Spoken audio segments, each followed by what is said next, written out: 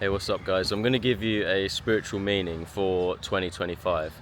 As you may have seen in one of my short videos recently, I was talking about numerology and what different numbers mean, and I got to number 9 and I didn't really get to finish exactly what I wanted to say. I wanted to go more in depth in it in this video because right now we're in the year 2025, and if you add 2 plus 2 plus 5, then you obviously get 9. So we're in a 9 year, and a lot of spiritual people keep talking about it and have been asking me if I could speak about this subject. So I'm going to break it down for you, what to expect in this year. As I said in that video, number 9 always represents endings, and endings always bring new beginnings. So when we talk about endings, we're talking about death and rebirth, right? Birth and death, that cycle.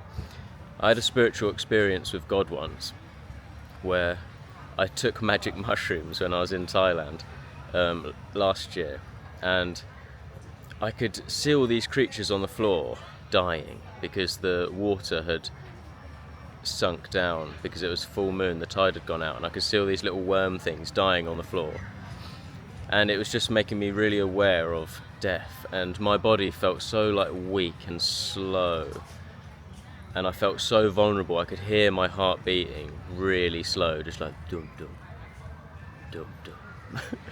I could really feel the vibrations going through me and just how vulnerable I am. Just think, at any time you could be out of it. And I was speaking to God at the time, because this is what I take plant medicines for, and he was saying to me, Sam, you can have whatever you want in this world. You can have that beautiful woman that you dream of, you can have as much money as you want, you can have all the connections and experiences that you want in this world, but one day you're mine. One day you're mine. One day you'll come back to me. One day I'll come and take you. And it was actually really nice, because it's like, that is how it is, and I'm just becoming aware of the situation of which I'm actually living in, which is that we are mortal. So a spiritual practice for you is to just every day just check that you're still alive. Yep, I'm still alive. But this helps us be more present, more aware. And this year we're going to be experiencing a lot of birth and death. We're going to experience a lot of endings and a lot of new beginnings. And many of us find it difficult to move into the new because the subconscious mind governs over 95% of our day, right? So over 95% of our life is governed by our subconscious programming. And many of us, we finish school and we go out into the world and we realize how tough the world actually is. And what this does is it makes us settle. We get into a comfort zone and we try to just make everything as secure as possible, financially, whatever it is in your world, and we just settle and we don't question anything. We just get on with it, and we accept the religions we're taught, we accept the lifestyle we're taught, we accept what other people's expectations of us are, and we get blocked in these concentric circles. We are consenting and creating layers of the onion. We're creating layers of belief systems around the truth of who we really are. And you know, when people say to me a lot, they say, he's just gone to Thailand because he needs to get that out of his system. Go, let him get that out of his system, then he'll come back. And what is it that they're referring to about getting out of your system? That's what I want to talk about. And I'm going to tell you what it is exactly. It's a program that you're getting out of your system. And this program you're getting out of your system is fear, scarcity, this mindset. Because what happens when you go traveling is you have to step into the unknown. Like, I didn't book any accommodation when I came to Thailand. I just trusted that everything will be all right. And guess what? It was. Because that's what you get out of your system, and you're filled with the light of the source, the guiding force within us, the intuitive nature of who we are. Because I'm letting go of my concentric circles, I'm letting go of the things I've consented to, the expectations, the stories I'm telling myself every day. I'm letting go of the fear and this tension and just relaxing and actually trusting God. It doesn't mean I'm not doing anything. Like, I still had to go and view like 25, 30 properties, didn't view. I went round on my moped and just checked in and went to all the hotels in different places that I could find, and I just looked for accommodation. So I'm still putting in the work, but I never gave up. I didn't like get a no at the first place and be like, oh, I give up. No, I just kept going, and then eventually I found somewhere. So, and God wants to see that, or the source wants to see that, wants to see that you're willing to put in the actions, because the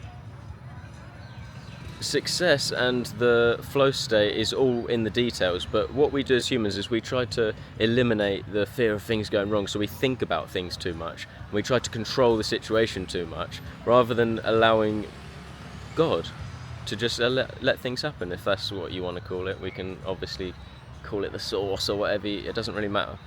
It's just realizing that you're always looked after, but we've been given this program of fear, and then it stops us from doing things in our life. And the reason why it's important to go out and face your fears and do these things is because you're reprogramming your subconscious mind, and you're learning the most valuable thing possible, which is that you are the power, which is what they don't want you to know. They want to set up these little safety prisons for you when you leave. Just get this mortgage, stay in this place, and never explore the world or experience the things that you want to experience, because that's how the slave system works. And you'll never realize your power, and the more people don't realize their power, the more, it's harder for the people to take back our power. But we need to come back together in union and face this darkness that is on the planet, and the only way we do that is to step into our power. And a big part of doing that is releasing this program of fear and scarcity, because we have to realize that in facing our fears builds the courage, it builds the character, which is the most important thing. Because we all sort of think that if we just get this place that and we settle down and we make things really safe and secure, there's nothing wrong with that, it's absolutely fine. But first you need to build this sense that even if anything goes wrong, I know I can take care of myself.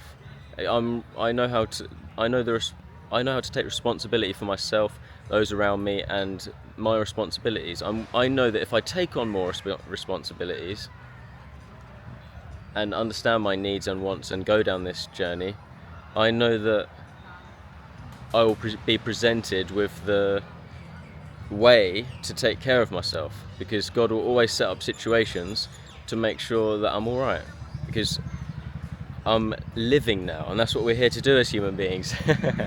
You're a living organism, but sometimes we get so concreted in our subconscious minds of our programs of safety going around in circles that we never break free into the new. And this is the channeled message I wanted to give to you today, guys, because we're talking about endings and new beginnings, and that's going to happen a lot this year, because we're coming into a final stage of spiritual awakening, and that is the end of the old you and a full rebirth of the new you. So this year, really focus on facing your fears and taking yourself to the next level. Push yourself to the next level.